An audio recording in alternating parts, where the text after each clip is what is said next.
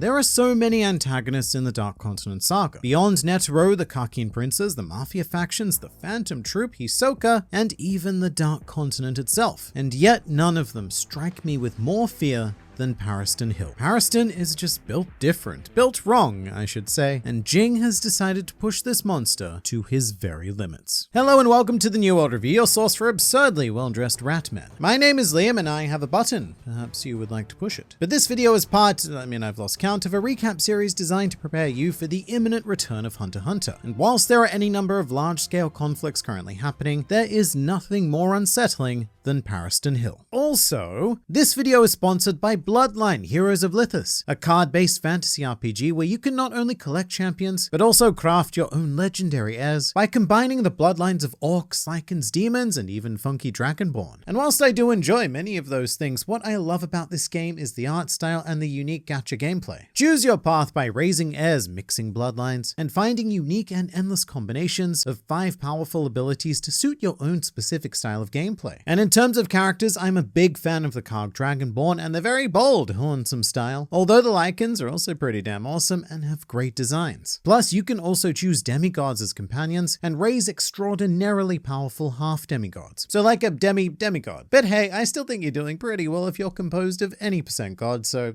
BLOODLINE Heroes of Lithas is available for both Android and iOS, plus you can use my link in the description or scan the QR code and you'll be granted a random bloodline, plus 1 champion token, 100,000 gold, and 100 diamonds. So do that thing, but for now, it's back to you. Me? Like most unrest, our story here begins with the results of an election. The chairman election in this case, which was an absolute mess. After pulling their various mental and political strings, the battle between Ging and Pariston ended in the political equivalent of erectile dysfunction. Ging failed to prevent Pariston from becoming the next chairman, but Pariston failed Pariston and resigned from the chairman position roughly 20 seconds after he was crowned. This was a maneuver that confused everyone, whether they were characters in Hunter x Hunter or readers of the Hunter x Hunter manga. However, his reasoning would become very clear in the next arc. For now, after this bout of shenanigans, both Ging and Pariston resigned from the Zodiacs, leaving Cheadle as the default chairman and in charge of cleaning up their various messes. Now with Ging, you could say that his reasons for leaving are fairly simple, because Ging is quite seasoned at abandoning his various responsibilities, whether they be children or integral global political infrastructure. It doesn't really matter because Jing's law states that if he can abandon something, he will. However, Pariston, he is a different nest of rats altogether. During his conversation with Cheadle, Pariston implies that his actions during the election were one last attempt at foiling the plans of Isaac Netero, and that without Netero to play with, the association had become a rather boring place. And it's not so much that Pariston is lying here, he isn't, but he's presenting a false truth, if that makes sense. Because Pariston's true reason for leaving was because he'd been working with Beyond Netero this entire time. And I'd like to take a moment to dwell on that. At the Hunter Association, Pariston served as vice chairman to Isaac Netero, but in reality, he was serving as second in command to Beyond Netero. This dude just loves screwing over every Netero he can get his rat hands on. But this makes everything so much clearer. For the longest time, Pariston's purpose at the Hunter Association had been a complete mystery. He presented himself as an almost Joker-like entity who existed just to see the world burn. And while that still may be true, it is highly likely that Pariston's purpose within the Hunter Association was either to kill or orchestrate the death of Isaac Netero, because Isaac forbade his son Beyond from traveling to the Dark Continent until after his death. And Pariston, whilst he was never seen, did actually play a huge role in the Chimera Ant arc, mostly in terms of bureaucratic manipulation. Throughout this whole endeavor, Pariston restricted personnel and made it as difficult as possible for the extermination mission to succeed. And while the outcome probably would have been the same either way, it seems like Pariston was stacking the deck against Netero. And of course, with Isaac dead, Beyond was now able to initiate his Dark Continent expedition, which meant that Pariston had no purpose in remaining with the association. So he spent about a week or so just screwing around with the election, and then it was back to business. Pariston assumed his full-time role as a sort of vice commander of Beyond's expedition team, and we don't talk about these guys anywhere near enough. But these characters are integral to the Dark Continent arc. Officially, all of them are temp hunters, which is essentially the Hunter Association subcontracting Nen users for jobs that fully licensed hunters are either unable or unwilling to take. And as a result, temp hunters are generally mocked as being lower tier. And this may very well be the case for the large majority of them, but this team, they are very special. As wacky and wild as many of them appear to be, each of these individuals is an expert Nen user, far beyond the scope of your average fully licensed hunter. And Beyond has spent years, potentially even decades, gathering this team because each one of them possess a unique ability designed to ensure the success of their continent mission. So it's kind of like the Nen equivalent of Ocean's 11, if the casino was a big landmass full of certain death. And the expedition team actually infiltrated the association as temp hunters and assisted Pariston in consolidating power within the association. And look, when I say assisted, I mean that they were probably responsible for his various implied murders, which is, that's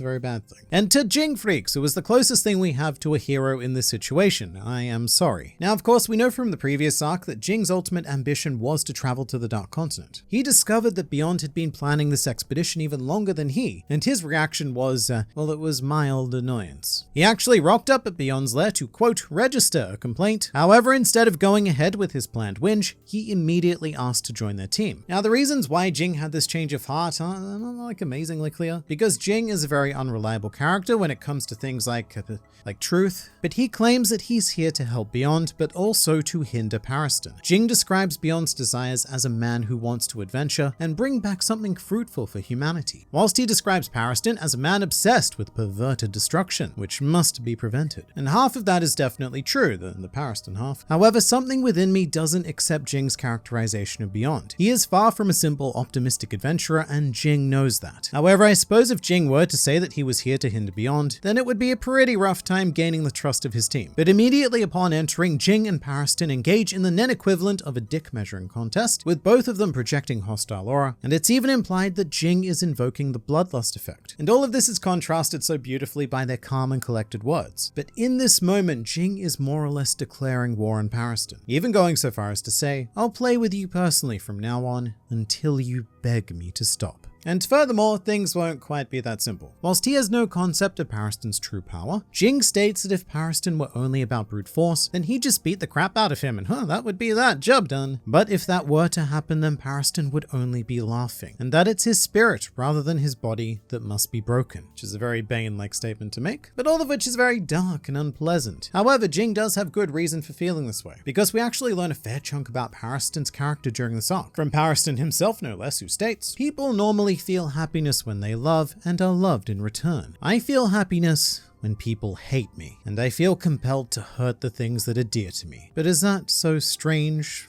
Yes, it is. But that's why Ging can't just beat Pariston up, even if it were possible, which we don't know if it is. Because in that case, Pariston wins. Ging succumbs to hate, which makes Pariston succumb to happy, and what we want is Pariston sad. Sad and broken, which is a very classic theme in Hunter x Hunter. More often than not, this series emphasizes mental battles, with physical conflict being used as a bit of an optional tool for ideological warfare. And as the first move in the game thing, Ging decides that he is going to usurp Pariston's position as number 2. Now, to be fair, when it comes to number 2s, Ging is probably far more qualified for this position because he probably smells a bit like shit to begin with. But to wrestle command from Pariston, Ging makes a questionable decision, which is to offer the entire team, including Pariston, double whatever Beyond is paying them. And this causes a lot of controversy amongst the team, because some of them want to take the money whilst others don't, some are willing to recognize Ging as number 2 but not take his orders, and some just want to immediately kill Ging to prevent any potential chaos from erupting within the team due to all of the opposing thoughts that his presence has spawned. But in the end, things do settle down as Ging haphazardly negotiates his way into the position and probably spends the annual GDP of a small nation doing so, because these guys, these were not cheap. And it's very confusing to many of them because they can't comprehend why Ging would spend so much to gain so little. And it's more or less because it reduces the amount of moves Pariston has in their game. With less power comes less options, and ideally it makes Pariston easier to read. Oh, and also just to annoy the crap out of him. That is priceless. Because, we're looking to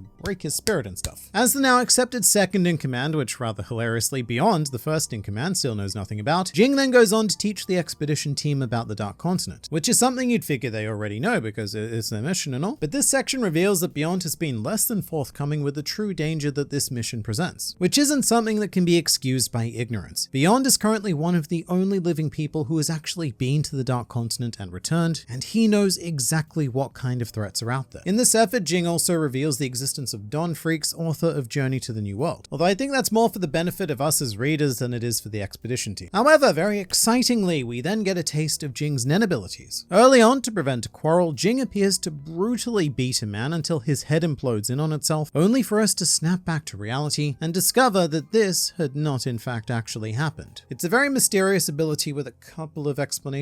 The first is that Ging projected this image into the mind of the dude, kind of like how Melody can project a beautiful euphoric garden through the vehicle of music. Another is that Ging has a similar ability to Sradnik's parallel future, where he can enact an action in one time stream, but either reverse it or branch off into a parallel time. But nobody else seems to react to this attack, so whatever happened here, only Ging and the victim know about. Jing's next use of Nen was actually a more advanced version of Leoria's remote punch, with Ging claiming that he can replicate any attack that he's been struck with, which is important because a lot of people have a bit of a misconception that Jing's ability is to copy other Hatsu. But the explanation here is that Ging, he's just such an absurdly powerful Nen genius that all he needs to do is witness and or experience a power, then he can dissect and replicate it. However, that also may not quite be the truth, because Ging then goes on to use an ability which Leorio did not demonstrate to him, which we know as ultrasound, followed by a series of Nen projectiles that Ging claims Leorio would use on a much smaller scale as a doctor to destroy tumors and blood clots. So Ging really seems to know a lot about Leorio's powers from that one punch, which gives rise to speculation that Jing's Nen ability is a form of analysis. With the condition that the ability is used on him, Jing's own power could dissect the form and function of how an opponent is using Nen, which would be an absolutely insane power, because Nen combat is all about who can figure out the intricacies of the other first. So that would make Ging pretty damn OP.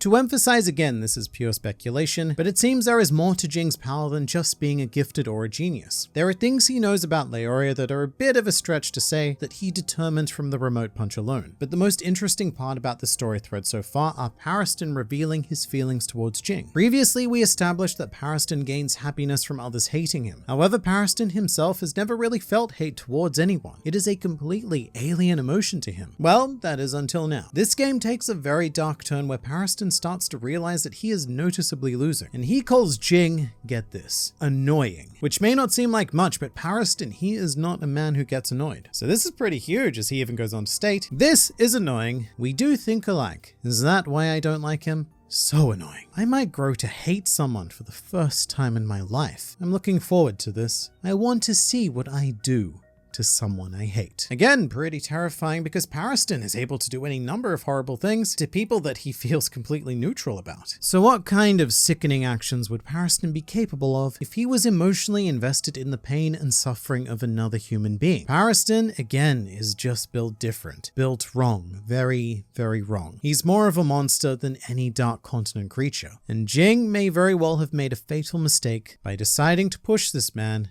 beyond his limits.